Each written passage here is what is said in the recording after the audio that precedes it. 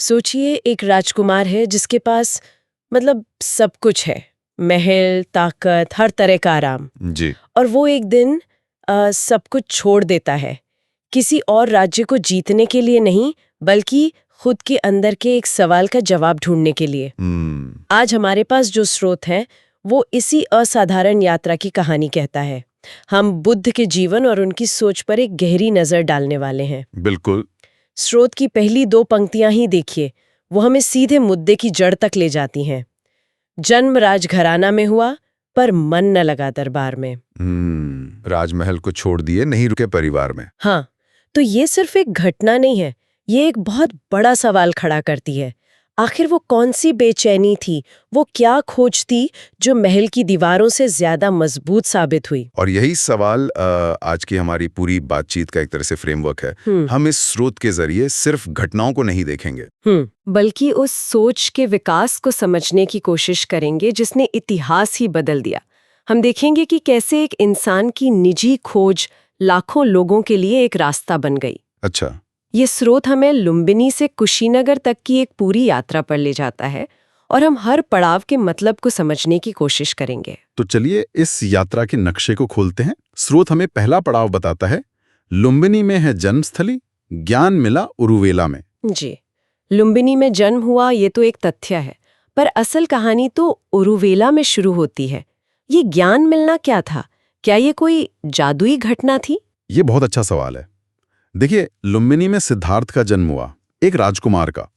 लेकिन उरुवेला में, जिसे आज हम बोध गया कहते हैं, वहां बुद्ध का जन्म हुआ। बुद्ध का? हाँ, बुद्ध यानी वो जिसे बोध हो गया, जो जाग गया।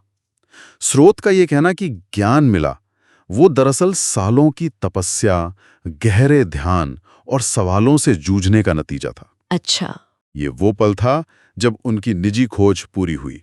उन्हें उस सवाल का जवाब मिल गया जिसे लेकर वो महल से निकले थे, कि इंसान को दुख क्यों होता है। ठीक है, तो उन्हें जवाब मिल गया, लेकिन एक जवाब की कीमत ही क्या है अगर उसे किसी से बांटा ना जाए? सही बात है। वो चाहते तो उस ज्ञान के साथ कहीं एकांत में रह सकते थे, पर उन्होंने ऐसा नहीं किया। यहीं से स्रोत हमें अगले पड़ाव पर ले जाता है। सारनाथ। हाँ, सारनाथ में शिक्षा दिए अपनी पांचों चेले में। और ये उनकी यात्रा का सबसे, आप कह सकते हैं, क्रांतिकारी मोड़ था। उर्वेला में ज्ञान पाना एक व्यक्तिगत जीत थी, लेकिन सारनाथ में उसे बांटना एक वैश्विक आंदोलन की शुरुआत थी। अच्छा। यहीं से, जैसा कहा जाता है, धम्म का चक्र घुमा। और यहाँ धम्म का मतलब समझना जरूरी है। ये कोई मजहब या पंथ नहीं था, ये जीने का तरीका था। बिल्कुल, जीने का वो सही तरीका, वो कुदरती कानून जिसकी उन्होंने खोज की थी। अपने पहले 5 शिष्यों को उपदेश देकर उन्होंने एक व्यक्ति की मुक्ति को एक सामूहिक रास्ते में बदल दिया। तो ये धम्म जो उन्होंने सारनाथ में सिखाना शुरू किया, उसका सार क्या था? वो कौन सा ज्ञान था? स्रोत हमें इसका बहुत ही सीधा और सरल जवाब देता है। दुख देखकर लोगों का कारण का पता लगाते थे। ये तो एक डॉक्टर जैसा तरीका लग रहा है। बिल्कुल, और शायद यही बुद्ध की सबसे बड़ी ताकत थी। उन्होंने दर्शन को मुश्किल किताबों और बहसों से निकालकर एक डॉक्टर के नुस्खे जैसा बना दिया। मतलब? सोचिए, आप एक डॉक्टर के पास जाते हैं, वो 4 काम करता है। पहला, वो कहता है हाँ, आपको एक बीमारी है, यानी दुख है। दूसरा, वो टेस्ट करके बताता है कि इस वजह से बीमारी हुई है, मतलब दुख का कारण है। सही। तीसरा, वो आपको भरोसा देता है कि घबराइए मत, इसका इलाज है, यानी दुख का निवारण संभव है। और चौथा, वो पर्चे पर दवा लिख देता है कि ये रास्ता अपनाओ, ठीक हो जाओगे। वही स्रोत का ये कहना कि समाधान तो होगा आपका, इसका लोगों को समझाते थे, इसी भरोसे की बात करता है। ये एक बहुत ही प्रैक्टिकल, उम्मीद से भरा नजरिया था। और उस समाधान के रास्ते में, मतलब उस दवा में, एक चीज पर बहुत जोर है। स्रोत कहता है, अहिंसा के पाठ पढ़ाएं, पैदल चलकर दुनिया में। और इसका नतीजा करुणामय सब लोग हुआ, शांति आई दुनिया में। अब अहिंसा की बात तो कई लोग करते हैं, लेकिन यहाँ ऐसा क्या खास था कि दुनिया में शांति आने लगी? ये सुनने में थोड़ा आदर्शवादी लगता है ना? लगता है, लेकिन अगर हम इसे गहराई से समझें तो इसका एक सीधा तर्क है।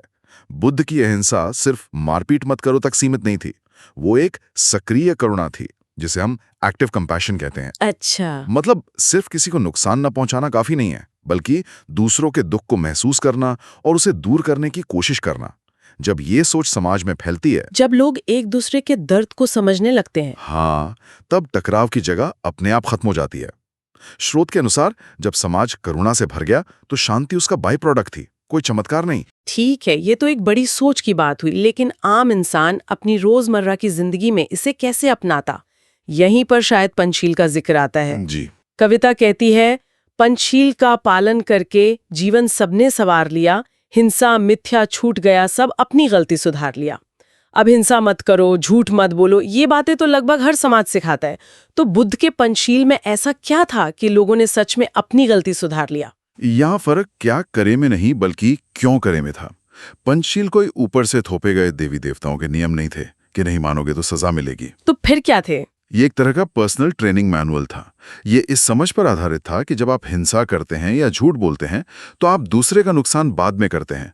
पहले आप अपने मन में जहर घोलते हैं, अपनी शांति भंग करते हैं। अच्छा, तो ये दूसरों पे एहसान नहीं था? बिल्कुल नहीं। ये खुद के मानसिक स्वास्थ्य के लिए एक समझदारी भरा कदम था। इसीलिए स्रोत कहता है, जीवन सबने संवार लिया। ये बाहरी दिखावे के लिए नहीं बल्कि अंदरूनी सुधार के लिए था। ये तो हुई सिद्धांतों की बात, लेकिन क्या ये सब बातें असल जिंदगी में काम करती थी, खासकर उन लोगों पर जिन्हें समाज बुरा या बिगड़ा हुआ मानता है? स्रोत हमें दो बहुत ही पावरफुल उदाहरण देता है। पहला, अंगुलीमाल। अंगुलीमाल से भेंट हुआ जब उनकी भी नियत बदल गई। हाथ जोड़कर माफी मांगे, अंगुली काटना छूट गई। ये तो किसी चमत्कार जैसा लगता है। एक खूंखार सीरियल किलर, वो किसी के कहने भर से कैसे बदल सकता है? आकर्षक बात यही है कि ये चमत्कार नहीं है, मनोविज्ञान था। सोचिए अंगुलीमाल के बारे में। उसने अपनी पूरी जिंदगी ताकत और डर के दम पर जी थी। लोग या तो उससे डरते थे या उससे नफरत करते थे। शायद पहली बार उसके जीवन में कोई ऐसा इंसान आया जो ना उससे डरा, ना उससे नफरत की, बल्कि उसके अंदर भी इंसानियत को देखा और उससे करुणा से बात की। तो बुद्ध का निडर और शांत स्वभाव, हाँ, वो उसके लिए एक ऐसा अनुभव था जिसने उसकी पूरी दुनिया हिला दी। जब कोई आपकी हिंसा का जवाब अटूट शांति और करुणा से देता है तो हिंसा खुद ही बेमानी हो जाती है। इसीलिए उसने माफी मांगी। बिल्कुल। स्रोत के शब्द हाथ जोड़कर माफी मांगे ये दिखाते हैं कि वो डरा नहीं था बल्कि शर्मिंदा था। उसका हृदय परिवर्तन हुआ था। और दूसरा उदाहरण एकदम अलग, वैशाली की नगर वधू आम्रपाली। जी। आम्रपाली भी सुधर गई बुद्ध शरण में आने पर।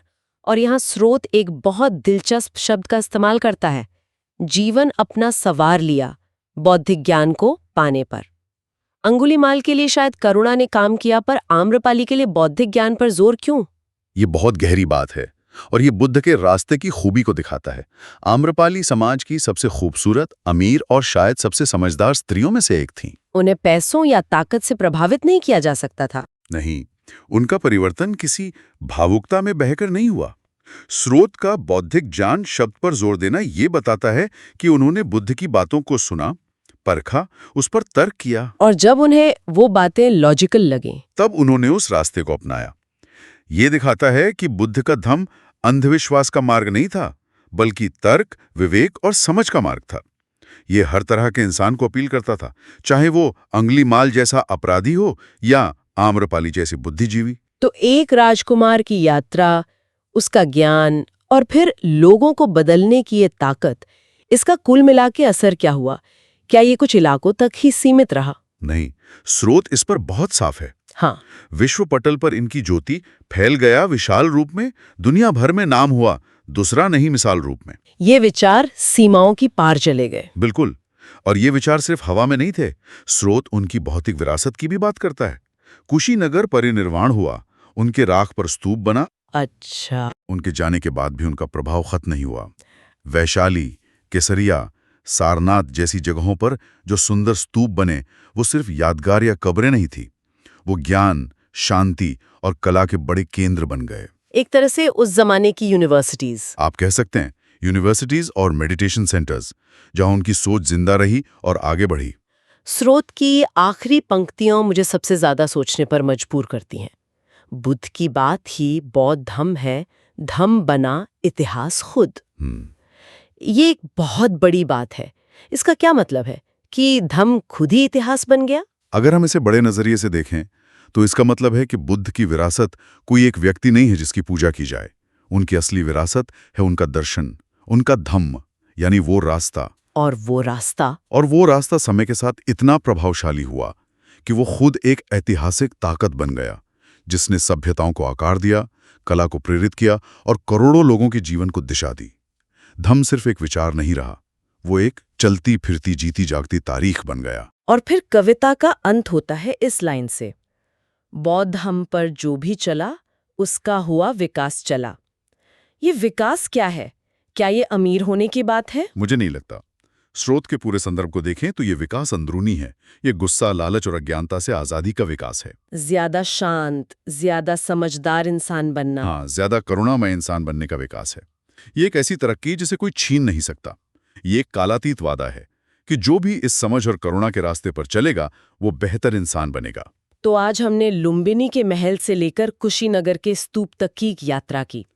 हमने देखा कि कैसे एक इंसान की सच की तलाश दुनिया भर के लिए रोशनी का रास्ता बन गई, और कैसे वो रोशनी इतनी ताकतवर थी कि उसने अंगुलीमाल जैसे इंसान के अंधेरे को भी दूर कर दिया और आम्रपाली जैसी शख्सियत को भी एक नया मकसद दिया। स्रोत से जो सबसे बड़ा संदेश मिलता है वो शायद यही है कि जीवन की मुश्किलें और दुख एक सच्चाई है, लेकिन वो हमारी किस्मत नहीं है। सही। उनके कारणों को समझकर और अहिंसा, करुणा और समझदारी के रास्ते पर चलकर न सिर्फ हम खुद शांति पा सकते हैं, बल्कि अपने आसपास की दुनिया को भी एक बेहतर जगह बना सकते हैं। और ये संदेश आज भी उतना ही जरूरी है, बिल्कुल, जितना 2500 साल पहले था।